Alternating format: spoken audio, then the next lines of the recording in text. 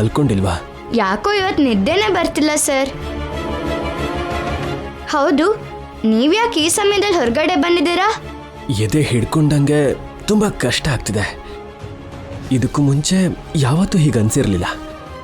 ಇದಕ್ಕೆ ಮುಂಚೆ ಆ ಎದೆ ತುಂಬ ಇದ್ದ ಅಮ್ಮನಿಂದ ದೂರ ಆಗಿದ್ದಕ್ಕೇನೆ ನಿಮ್ಮ ಈ ಸಮಸ್ಯೆಗಳಿಗೆಲ್ಲ ಕಾರಣ ಅಪ್ಪ.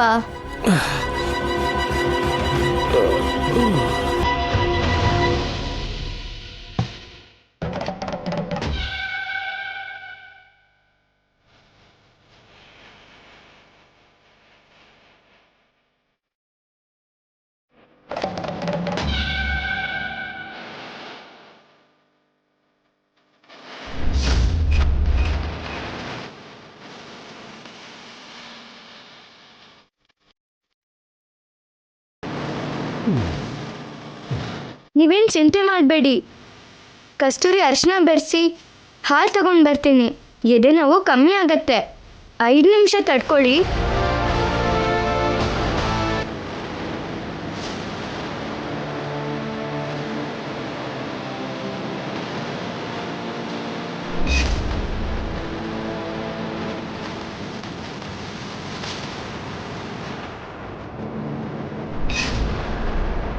ಓಂ ಹೈಂ ಕ್ರೀಂ ಸ್ವಾಹ ಸ್ವಾಹ ಸ್ವಾಹ.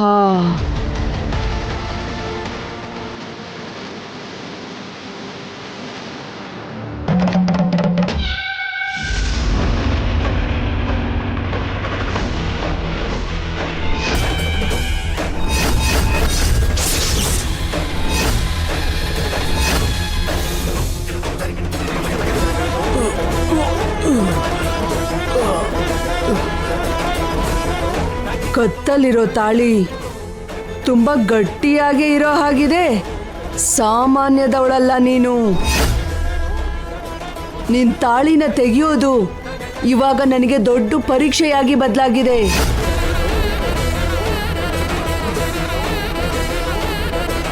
ನಾನು ಇಂಥ ಕೆಲಸ ಮಾಡೋದಕ್ಕೆ ಇಂಥ ಮಟ್ಟಕ್ಕೆ ಇಳಿತೀನಿ ಅಂತ ಅಂದ್ಕೊಂಡಿರಲಿಲ್ಲ. ಆದರೂ ಸರಿ, ನನ್ನ ಮಗನ ಕಾಪಾಡ್ಕೊಳ್ಳೋದಕ್ಕೋಸ್ಕರ, ಅವನಿಗೊಂದು ಒಳ್ಳೆ ಜೀವನ ಕೊಡೋದಕ್ಕೋಸ್ಕರ ಮಾಡಲೇಬೇಕು.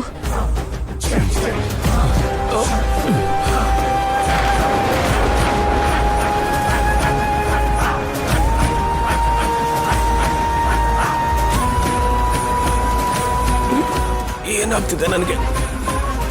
ನನ್ನ ಉಸಿರು ನಿಲ್ತಿರೋ ಹಾಗೆ, ನನ್ನ ಪ್ರಾಣ ಹೋಗ್ತಿರೋ ಹಾಗೆ ಅನಿಸ್ತಿದೆ. ಅವನಿಗೆ ನಾನು ಕಟ್ಟಿರೋ ತಾಳಿ ಆಪತ್ತಲ್ಲಿದ್ರೆ ನಾನು ಅಪಾಯಕ್ಕೆ ಸಿಕ್ಕಾಕೊಳ್ತಿದ್ದೆ. ಇವಾಗ ಅಂಥದ್ದೇನಾದ್ರೂ ನಡೆಯುತ್ತಾ? ಅಪರೂಪ ಸುಂದರಿ, ನೀನಿಷ್ಟು ಕಾಲ ಅಪರೂಪದಿಂದ ಕಾಪಾಡ್ಕೊಂಡು ಬಂದಿದ್ದ ತಾಳಿನ ನಾನು ತೆಗಿತಿದ್ದೀನಿ. ನನ್ನ ನಂಬ್ಕೊಂಡು ಬಂದವ್ರಿಗೆ ನ್ಯಾಯ ಕೊಡ್ತೀನಿ.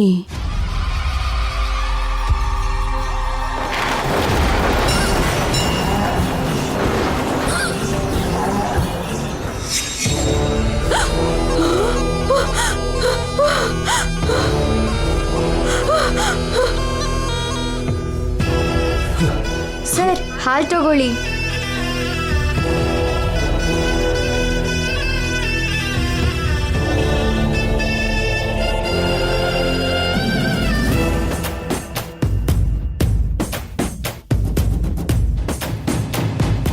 ಏಯ್ ಮಾಟಗಾತಿ, ನೀನು ನಿನ್ನನ್ನು ನಂಬ್ಕೊಂಡಿರೋರ್ಗೆ ನ್ಯಾಯ ಕೊಡೋಕೆ ಹೋದರೆ ನಾನು ನನ್ನನ್ನು ನಂಬ್ಕೊಂಡಿರೋರ್ಗೆ ನ್ಯಾಯ ಕೊಡ್ತೀನಿ. ಅವನಿ ಕತ್ತಲ್ಲಿರೋ ತಾಳಿನ ತೆಗಿಬೇಕು ಅಂತ ನೋಡಿದ್ರೆ ಅದು ನಿನ್ನ ಪ್ರಾಣಕ್ಕೆ ಅಪಾಯ.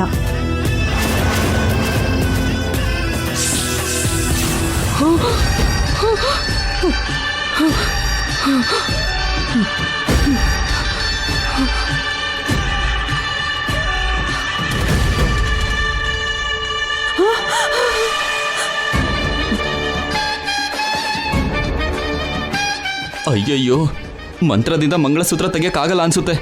ಭಯದಿಂದ ಓಡ್ ಬರ್ತಿದ್ದಾಳೆ.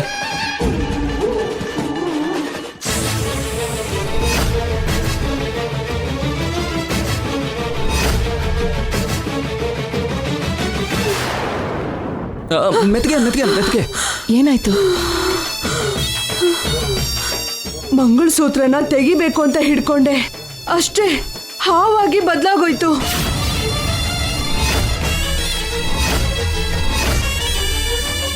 ಶಿವನ್ ಕತ್ತಲ್ಲಿ ಹೇಗಿರುತ್ತೋ ಅವನಿ ಕತ್ತಲು ಹಾಗೇ ಇದೆ. ಶಿವನ್ ಕತ್ತಲಿರೋ ಹಾವು ಪಾರ್ವತಿ ಕುತ್ತಿಗೆಗೆ ಬಂದಿರೋ ಹಾಗೆ ಅನ್ನಿಸ್ತು. ಅವನಿ ಸಾಮಾನ್ಯದವಳಲ್ಲ. ನನ್ನ ಮಂತ್ರಶಕ್ತಿ, ತಂತ್ರಶಕ್ತಿ, ದೈವಶಕ್ತಿ ಮುಂದೆ ಕೆಲಸ ಮಾಡಲಿಲ್ಲ.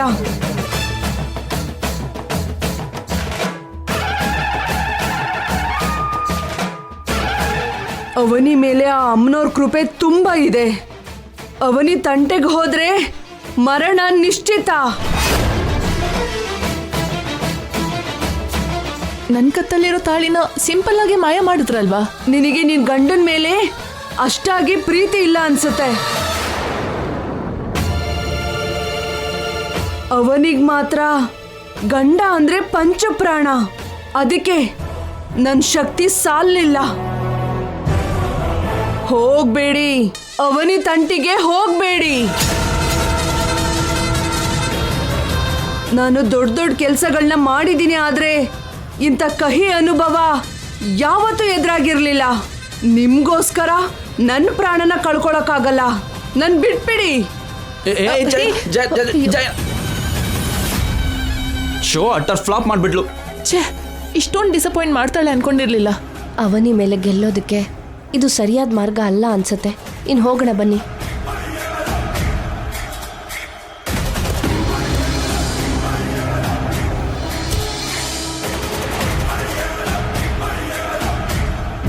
ಇವಾಗ ಸ್ವಲ್ಪ ಸರಿ ಆಯ್ತಲ್ವಾ ಸರ್?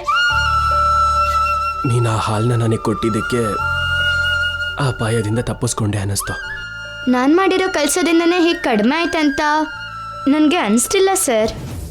ಬೇರೆ ಏನೋ ನಡೀತು ಅಂತ ಅನ್ನಿಸ್ತಿದೆ.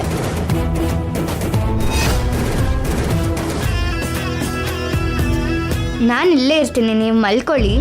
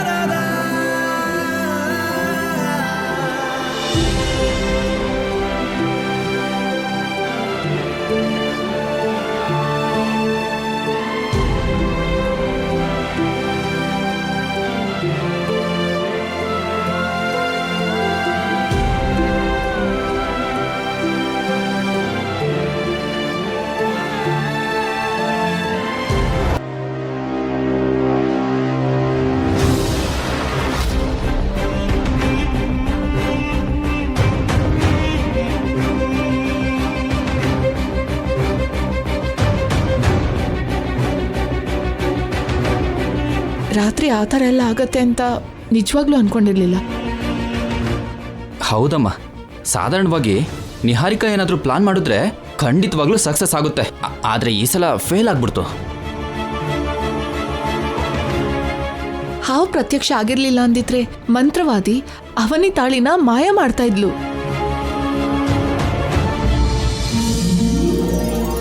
ಅಮ್ಮ ನಾಗಮ್ಮ, ನನ್ನ ಅಮ್ಮನ ತಾಳಿನ ಕಾಪಾಡಿದ್ದಕ್ಕೆ ತುಂಬ ಸಂತೋಷ ತಾಯಿ. ನಿನ್ನ ಕೃಪೆ ಯಾವಾಗಲೂ ನಮ್ಮ ಮೇಲೆ ಇರಬೇಕು. ಅವನಿ ತಾಳಿನ ತೆಗಿಯೋಕ್ಕಾಗ್ತಾ ಇಲ್ಲ ಅಂತ ಕ್ಲಿಯರ್ ಆಗಿ ಅರ್ಥ ಆಗ್ತಾ ಇದೆ. ಅವನಿನೇ ಏನೋ ಮಾಡ್ತಾ ಇದ್ದಾಳೆ ಅನ್ಸುತ್ತೆ. ಹೌದೌದು, ಇಲ್ಲ ಅಂದ್ರೆ ಅಕ್ಷಯಂಗೆ ಅವನಿಗೆ ಆ ಹಾವೇನಕ್ಕೆ ಸಹಾಯ ಮಾಡುತ್ತೆ? ಇದೇನಾದ್ರೂ ಮಾಯಾ ಮಂತ್ರಗಳ ಕೆಲಸ ಮಾಡುವಂತ ಕಾಲನ ಏನು? ಇನ್ನು ಆ ವಿಷಯದ ಬಗ್ಗೆ ಜಾಸ್ತಿ ಮಾತಾಡೋದು ಬೇಡ, ಯಾರಾದರೂ ಕೇಳಿಸ್ಕೋತಾರೆ. ಮಂತ್ರವಾದಿ ವಿಷಯ ಹೊರಗಡೆ ಬರಬಾರ್ದು. ಅತ್ತೆ, ನಾವು ಇನ್ನೊಂದು ವಿಷಯದ ಬಗ್ಗೆನೂ ಯೋಚನೆ ಮಾಡಬೇಕು. ಯಾವ ವಿಷಯ? ಹೇಗಾದ್ರೂ ಮಾಡಿ ನಾವು ಮುಂದಕ್ಕೆ ಶ್ರೀಕರ್ ಮದುವೆನ ಮಾಡಿದ್ವಿ ಅಂತ ಅನ್ಕೊಳ್ಳಿ. ಅವನಿ ತಾಳಿ ಜೊತೆಗೆ ಬಂದು ನನಗೂ ಆಸ್ತಿಲ್ ಪಾಲ್ಬೇಕು ಅಂತ ಕೇಳಿದ್ರೆ ಏನು ಮಾಡೋದು? ಅಮ್ಮ ಯಾವಾಗಲೂ ಸಂಬಂಧಗಳ ಬಗ್ಗೆ ಯೋಚನೆ ಮಾಡ್ತಾಳೆ ಹೊರತು ಆಸ್ತಿ ಬಗ್ಗೆ ಯಾವತ್ತೂ ಯೋಚನೆ ಮಾಡಲ್ಲ. ಆದರೂ ಇವ್ರ ಅಮ್ಮನ ಬಗ್ಗೆ ಯಾವತ್ತೂ ಅರ್ಥ ಮಾಡ್ಕೋತಿಲ್ಲ. ಹೌದಮ್ಮ, ತಾಳಿ ಅನ್ನೋ ಲೈಸೆನ್ಸ್ ಆ ಅವನಿ ಹತ್ರ ಇರೋಷ್ಟು ದಿನ ನಾನೇ ಶ್ರೀಕರ್ಗೆ ಅಸಲಿ ಹೆಂಡತಿ ಅಂತ ಗಲಾಟೆ ಮಾಡ್ತಾನೆ ಇರ್ತಾಳೆ. ಆಸ್ತಿಲೇ ಪಾಲ್ ಕೇಳಕ್ಕೂ ಬರ್ತಾಳೆ. ಅದ್ರಲ್ಲಿ ಯಾವ ಡೌಟು ಇಲ್ಲ. ಹೌದು, ನೀವು ಹೇಳಿದ್ದು ನಿಜಾನೇ. ಅವ್ರ ಮಾತುಗಳು ನಿಜ ಅಂತ ನೀನು ನಂಬ್ತಿರೋದಕ್ಕೆ ಪರಿಸ್ಥಿತಿಗಳು ಇಷ್ಟು ದೂರ ಬಂದಿದೆ ಅಜ್ಜಿ. ಯಾವುದ್ರ ಬಗ್ಗೆ ಯೋಚನೆ ಮಾಡ್ತಿದ್ದೆ ವೇದ? ನನಗಂತೂ ಏನೋ ಆಸ್ತಿ ಅನ್ನೋ ಸೌಂಡ್ ಮಾತ್ರ ಕೇಳಿಸ್ತು. ಹೌದೌದು, ನನಗೂ ಕೇಳಿಸ್ತು. ನಿನ್ಗೆ ನಮ್ಮ ವಿಷಯ ಚೆನ್ನಾಗಿ ಕೇಳಿಸುತ್ತೆ. ಅಯ್ಯೋ ರಾಮ, ಮಾತಾಡ್ಕೊಳ್ತಿದ್ರೆ ಕೇಳಿಸಲ್ವಾ ಏನು?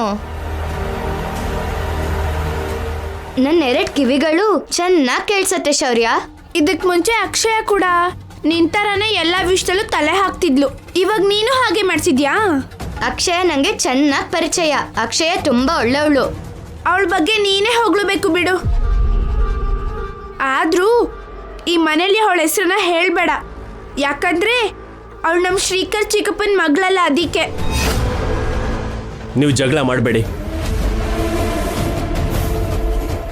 ಅಮ್ಮ. ಅಷ್ಟಕ್ಕೂ ವಿಷಯ ಏನು? ಅವನಿ ತಾಳಿ ತೆಗಿಯಲ್ಲ ಅಂತಿದ್ದಾಳೆ, ಕೊಡಲ್ಲ ಅಂತಿದ್ದಾಳೆ. ಹಾಗಾದ್ರೆ ನಿನ್ ಮದ್ವೆ ಆಗೋದು ಕಷ್ಟ. ಜೊತೆಗೆ ಅವಳ ತಾಳಿನ ಅಡ್ಡ ಇಟ್ಕೊಂಡು ಆಸ್ತಿಲಿ ಪಾಲ್ ಕೇಳಿದ್ರು ಕೇಳಬಹುದು. ಅದ್ರ ಬಗ್ಗೆನೇ ಮಾತಾಡ್ಕೊಳ್ತಿದ್ವಿ. ಅವನಿ ಅವರು ಅಂಥವ್ರಲ್ಲ ಅಂತ ನನಗನ್ನಿಸ್ತಿದೆ. ನಿನ್ನೆ ಮೊನ್ನೆ ನಮ್ಮ ಮನೆಗೆ ಬಂದ ಅರ್ಚನಾಗೆ ಅವನಿ ವ್ಯಕ್ತಿತ್ವದ ಬಗ್ಗೆ ಅರ್ಥ ಆಯ್ತು, ಆದ್ರೆ ನಿಮಗೆ ಅರ್ಥ ಆಗ್ಲಿಲ್ಲ.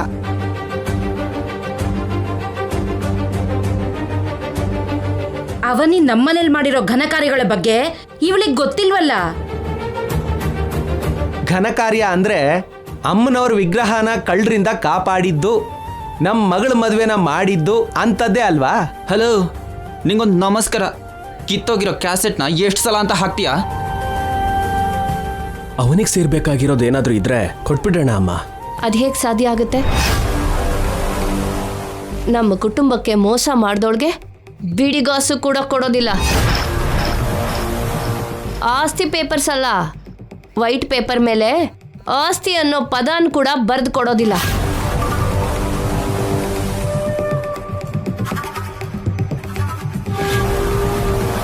ನಾವು ಸಂಪಾದಿಸಿರೋದು ನಮಗಿಷ್ಟ ಆದವ್ರಿಗೆ ಮಾತ್ರನೇ ಕೊಡೋದು. ಅವಳಿಗೂ ಇಷ್ಟೋ ಅಷ್ಟೋ ಕೊಡಬೇಕು ಅನ್ನೋದೇ ನನ್ನ ಅಭಿಪ್ರಾಯ. ಆದರೂ ನೀನು ಕೊಡ್ತೀನಿ ಅಂದ್ರು ಅವಳು ತಗೊಳ್ಳೋ ಅಂತವಳಲ್ಲ. ಇಂಥದಕ್ಕೆಲ್ಲ ಆಸೆ ಪಡೋವಂಥ ವ್ಯಕ್ತಿ ಅಲ್ಲ. ಹಾಗಂತ ನೀವು ಬಾಯಿ ಮಾತಲ್ಲಿ ಹೇಳಿದ್ರೆ ಸರಿ ಹೋಗತ್ತಾ? ಏನಾದ್ರೂ ಸರಿ, ಬರವಣಿಗೆ ರೂಪದಲ್ಲಿರೋದೇ ಒಳ್ಳೇದು.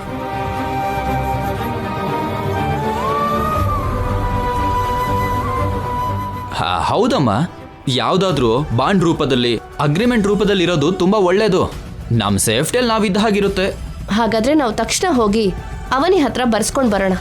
ಬಾ ನಿಹಾರಿಕಾ.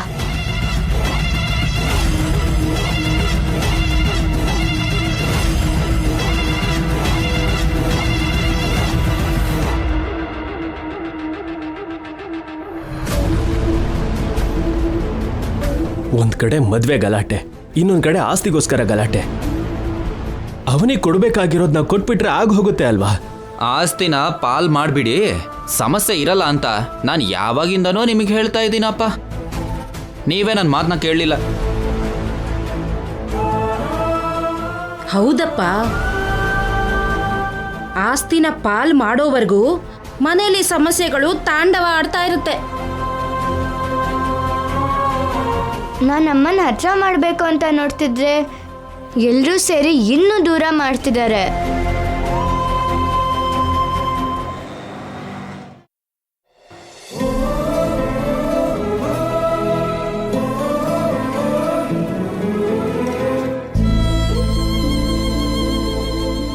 ಅವನಿ, ನಾನು ಭಾವ ಬ್ಯಾಂಕಿಗೆ ಹೋಗಿ ಬರ್ತೀವಿ.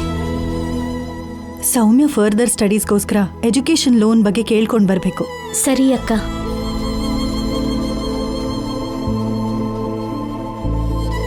ಏನಾಯ್ತಮ್ಮ, ಯಾಕೆ ಹಾಗಿದ್ಯಾ? ರಾತ್ರಿ ನನ್ನ ಮೇಲ್ ಯಾರೋ ಏನೋ ಪ್ರಯೋಗ ಮಾಡಿರೋ ಹಾಗೆ ಅನ್ನಿಸ್ತಾ ಇದೆ ಬಾವ.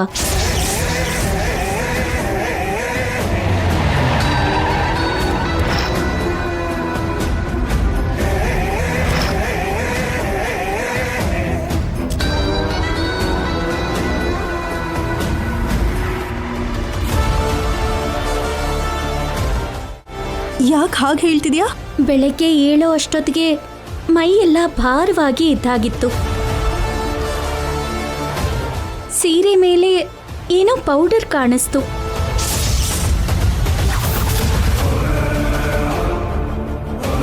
ಮನೆಗೆ ಯಾರಾದರೂ ಬಂದಿದ್ದಾರೆ ಅಂತ ಅನುಮಾನ ಬರ್ತಿದ್ಯಾ? ಹೌದು ಬಾವಾ.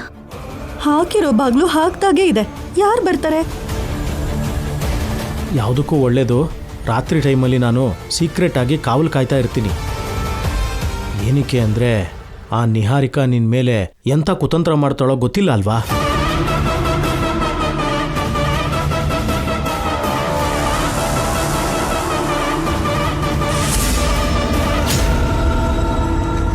ಪಾಪಿ ಚಿರಾಯು ಅನ್ನೋ ಹಾಗೆ ನೀನು 100 ಕಾಲ ಬದುಕ್ತೀಯ ನಿಹಾರಿಕಾ.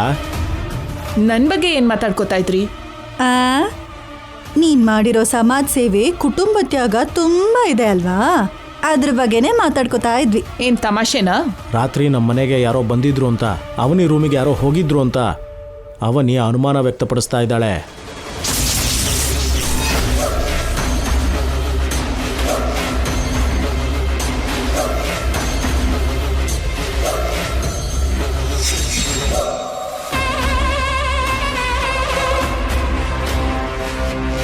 ಅವ್ರು ಯಾರು ಅಂತ ಕಂಡು ಹಿಡಿದು ಅವ್ರನ್ನೊಂದು ಕೈ ನೋಡ್ಕೋತೀನಿ. ಹೌದು, ಅಷ್ಟಕ್ಕೂ ನೀವ್ಯಾಕೆ ಬಂದಿರೋದು? ಇದ್ರ ಮೇಲೆ ಸೈನ್ ಬೇಕು. ಏನದು? ಓದ್ಕೊಂಡಿರೋಳೆ ಅಲ್ವಾ, ಓದು.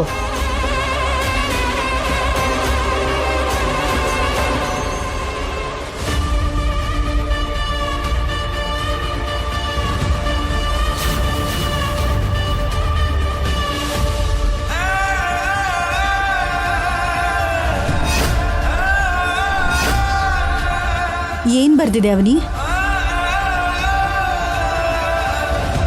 ಅವ್ರ ಆಸ್ತಿಗೂ ನನಗೂ ಯಾವುದೇ ಸಂಬಂಧ ಇಲ್ಲ ಅಂತ, ಪಾಲ್ ಕೇಳಬಾರ್ದು ಅಂತ, ನನ್ನ ಕಡೆಯಿಂದ ಯಾವುದೇ ಅಭ್ಯಂತರ ಇಲ್ದೇನೆ ನನ್ನ ಒಪ್ಪಿಗೆ ಕೊಡ್ತಾ ಇದ್ದೀನಿ ಅಂತ ಬರ್ಸಿರೋ ಪತ್ರಗಳಿದು. ಶ್ರೀಕರ್ ಕಟ್ಟಿರೋ ತಾಳಿ ನಿನ್ ಕುತ್ತಿಗೆಲ್ಲೇ ಇದೆ, ಅದನ್ನ ತೆಗಿಯಲ್ಲ ಅಂತಿದ್ಯಾ? ಇದನ್ನ ಅಡ್ಡ ಇಟ್ಕೊಂಡು ಪಾಲ್ಗೋಸ್ಕರ ಬರಲ್ಲ ಅನ್ನೋ ನಂಬಿಕೆ ಏನು? ಎಲ್ಲರಿಗೂ ಒಳ್ಳೇದಾಗ್ಲಿ ಅಂತ ಮಾತ್ರ ಬಯಸೋಳ್ ನಾನು. ಆಸ್ತಿ ನನಗೆ ಅವಶ್ಯಕತೆ ಇಲ್ಲ ಅಂತ ಮೊದಲೆಲ್ಲ ತುಂಬಾ ದೊಡ್ಡ ದೊಡ್ಡ ಡೈಲಾಗ್ ಹೊಡಿತಾ ಇದೆಯಲ್ಲ, ಇವಾಗ ಸೈನ್ ಮಾಡಿದ್ರೆ ಸಾಕು. ಸರಿಯಾಗಿ 3 ಆಟೋಗ್ರಾಫ್ ಸಾಕು ಅವನಿ, ಸೈನ್ ಮಾಡು. ಮಾಡಲ್ಲ.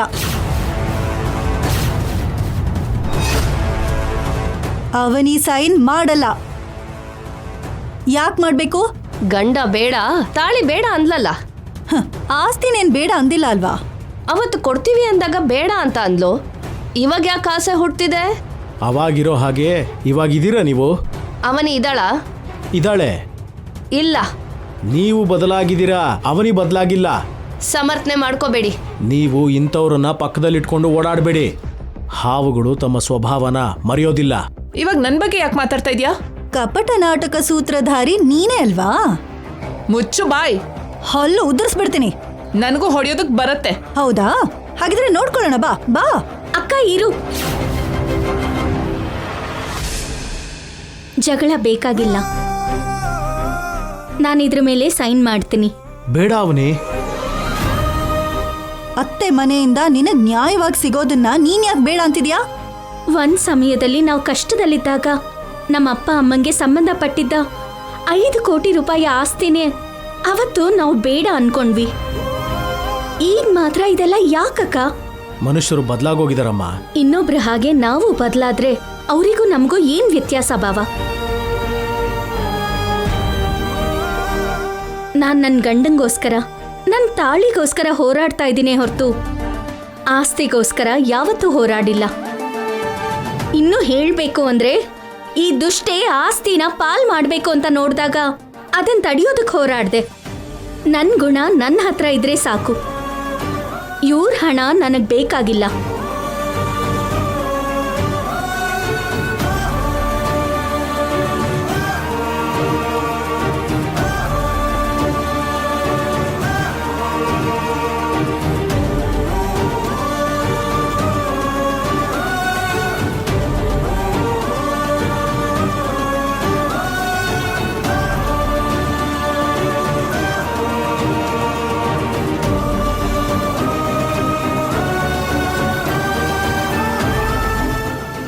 ಸರಸ್ವತಿ ಅವರೇ, ಬೆಲೆ ಕಟ್ಟಕ್ಕಾಗದೆ ಇರೋ ನನ್ನ ಆಸ್ತಿ ಯಾವ್ದು ಗೊತ್ತಾ?